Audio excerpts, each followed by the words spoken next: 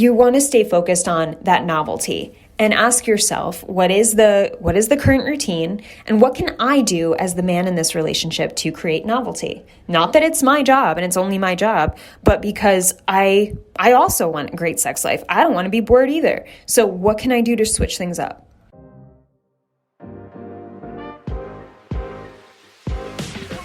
Welcome to What I Love About Sex, where some incredible guests and I, Steph Kanowski, will be bringing you the tools for improving your sex life with topics such as sex issues with your partner, sexual self-confidence, premature ejaculation, sexual shame, masturbation, sharing your fetishes, orgasmic pleasure, and more. Sex is still so taboo, and I personally believe that by improving our understanding and communication skills around sex, we can enhance our own self-pleasure as well as deepening our long-term romantic relationships. So listen in, try to stay open-minded, and let's get started.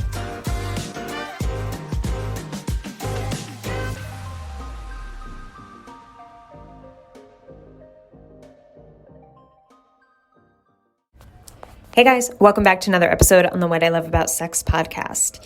Today we're talking about romance, and when it is lacking, sex is usually also lacking.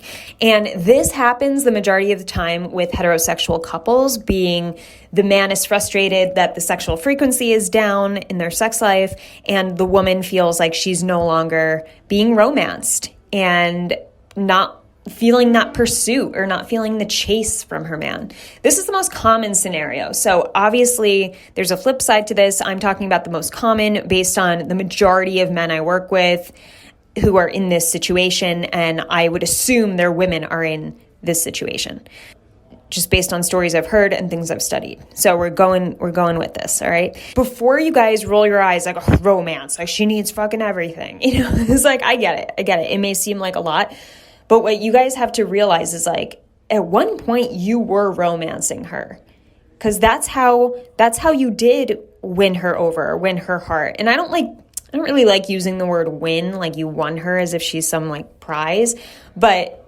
that's how let's just call it like how we win people over in general. We give them something that they've been desiring, and then they're more in favor of us, right? Or they're more attracted to us.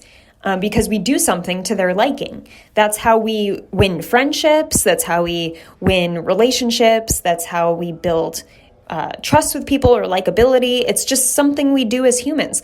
So when you act this way and it's during the honeymoon phase, right? It's like really easy to act this way during the honeymoon phase. It comes more naturally because you're in that pursuit phase. And then once you have this person and you've been in a relationship for quite some time, you lose that drive, you lose that motivation and that passion of pursuit. And in your mind, it's like, all right, well, it's not really as necessary anymore. But in a woman's mind, the majority of heterosexual women will feel like, all right, why is this missing? Like that was so helpful for me to feel desire. That was so helpful for me to get fully aroused. That was so helpful for me to connect with him and feel really turned on by him. And women are like ovens, right? Like it takes a while for women to get fully aroused. When a man, it's more like a microwave where he can get aroused much, much quicker. And part of a woman's arousal is this foreplay of romance. Romance is a form of foreplay. All right. And maybe it doesn't have to do with touching the genitals, but it is the start of foreplay. And if you go from 0 to 100, not romancing her, no flirtation, no date nights, no nothing, and then all of a sudden you want to like put your dick inside of her, forget it. Like she's not fully aroused and her body will want to reject you. Her body physically will want to reject you. Her mind will want to reject you. Women get more of their satisfaction first through the foreplay because that's what allows her to get fully aroused, to actually be ready for the sexual activity. I constantly stress the importance of foreplay and how too many guys rush into sex, not realizing how long it takes for a woman to get to her full arousal. And if you guys don't pay attention to that and understand your woman's arousal, just as she should understand your levels of arousal, you're going to have a really hard time being sexually compatible.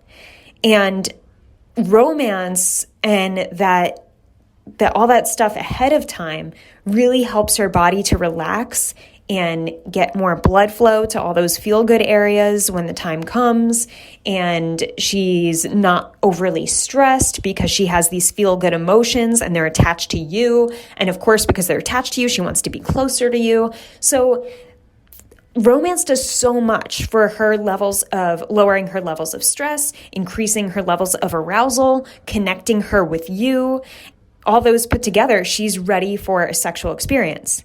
And you guys may feel like that's high maintenance, but that's more how the female body and mind works. It takes some time and we can't rush it. It's like literally it's in our biology. We can't do anything different for the most part. Of course, there are women who love quickies and women who are like, just fuck me and go.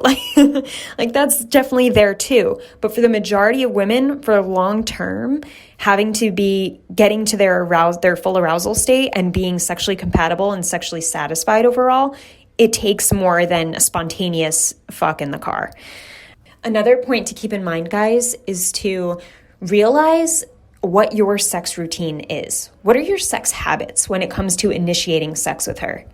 Because often a lot of guys will take the mentality of, well, if it's not broke, don't fix it, right? So if something helped you once when it came to initiating sex and having sex, and say you're like, oh, we had such a great time. I turned off the lights and then I put on this song and I tied her hands behind her back and then I took off her pants. Like, if that was such a great experience for you, and then you get in the habit of doing that exact thing every time you have sex, it's going to lose the novelty of your sex life. And as we know, if you want, in terms of sexual compatibility and longevity, you need to incorporate novelty. You need to switch things up. You can't have the same exact sex and the same exact routine every time. And some guys will disagree. Like some guys will feel like, well, sex is sex to me. Like I could do it the same time every time. It's fine. But for most women, they need the novelty. And for most men, there needs to be novelty. So when you get to the point of your sex life being boring, you really want to ask yourself, all right, what is my current pattern? And how often do I switch things up? Because some of you may also acknowledge that your sex life is boring, but like, are you doing anything to create novelty within it? Or when you think on it, is it really the same habits in terms of initiating, in terms of positions, in terms of cleanup? Like, is everything the same? Do you say the same thing to her afterwards? There needs to be a switch. We need to create novelty. And this isn't your job as the man. This is your job together. But this has to do with the romance aspect because the novelty also helps create more connection with your partner. It's less robotic. It's more emotional. You know, when you're just in the habit of like bending her over and going, and that's always how it is, she's going to start feeling like a sex doll, a sex doll. And a lot of women will use this phrase, like, I just feel used. I feel like a sex toy or sex doll to him. And that's when they start feeling that way, when it's so habitual and there's zero connection emotionally because you've just gotten into a routine and she just feels like she has to go along with it because it's a routine and that's what you want. And she just wants to get it over with. And it turns into this dysfunctional sex life where no one's really truly happy because you're both not really getting what you want. And you're also not really connecting and you're not bringing the novelty in to actually grow the relationship and make it stronger. So this is just something to acknowledge. It's no one's fault. It's just typically what happens and typically how women feel about it when it does happen. So you want to stay focused on that novelty and ask yourself, what is the current routine and what can I do as the man in this relationship to create novelty? Not that it's my job and it's only my job, but because I also want a great sex life. I don't want to be bored either. So what can I do to switch things up? Just ask yourself that. And next time you have sex, try something new. Doesn't matter if it's like running your fingers down her arms lightly. That's something new. It's a small change. If it's something you've never done before, awesome. You're going out of your comfort zone a bit and you're trying something that can bring a lot of pleasure to the two of you and create a new experience in the bedroom. And that's what makes sex exciting, right? Like things are exciting when we know they're really good, and also when there's an element or aspect of surprise, right? If it's the same thing over and over and it happens in the same pattern in the same way and has the same feeling, then we do get bored with everything in life, not just sex. So, like I said, just keep that in mind and ask yourself those questions. So that is it, guys. I mainly just wanted to get the point across that you don't want to lose the romance. So you want to keep that flirtation going. You want to understand that that's what gets most women to their peak arousal, so that their body is actually ready to be penetrated and actually wanting sex. And the less romance there is, the less foreplay there usually is, because if you don't have romance in your relationship, chances are you don't do a lot of foreplay during sex. That's just, those kind of go hand in hand. So if you're lacking there, you have to realize that she may be associating sex with a painful experience or an uncomfortable experience. Because if a woman's not fully aroused and you're entering her, it is not comfy. It's not cozy. It's not fun. It's not it's not something we really want to do. And maybe, we'll put up with it because it's not always painful, but if it's uncomfortable or it doesn't feel good, why would we want to do it again? So chances are, at least a bunch of your women are in this situation. So you have to ask yourself, all right, how can I help her reach full arousal? She needs a lot longer than I do, just based on her body. And how can we bring the romance back? Or ask her too, how do you think we can bring romance back into our relationship? Because it does take two. It is a team effort. So ask her, since you're the guy listening to this podcast, you initiate the conversation and ask her, hey, what do you think we can do to bring romance back? Or what was the most romantic thing you think we've ever done? That's always good. It's always good to ask questions based on memories from the past. And even if your partner says, I don't know, and that's the only answer they give, you can follow up with, I think it was this. Didn't you like that? What did you like best about that? And you're just creating a conversation around a time when you both felt really good about something. It's like, hey, we should probably try that again, but instead do this a little differently. And that in itself can spice things up. That in itself can initiate romance back in. And having these types of conversations makes it so much easier to keep up with the romance and also initiate more foreplay. Because the more comfortable you are with your partner on a sexual romantic level, the more time you can spend with them in these vulnerable positions. If you and your partner have shitty communication and a ton of conflicts and you're never flirting, you're never touching, then you go to have sex, you're not likely to touch and feel each other up and make out. You're likely to just get right to the sex, right? You're much more likely to just get right to the point. And getting right to the point might be uncomfortable for her, make her not want sex more and more every time it happens. And then, you're just having sex, and maybe it's okay for you, but maybe her lack of enthusiasm or excitement isn't really helping you out. And you're just like, our sex life could be better. So anyway, I'm going off on a tangent here, but remember the romance is important for her to reach her peak arousal and for you to build connection. And understand that too. I'm going on another tangent.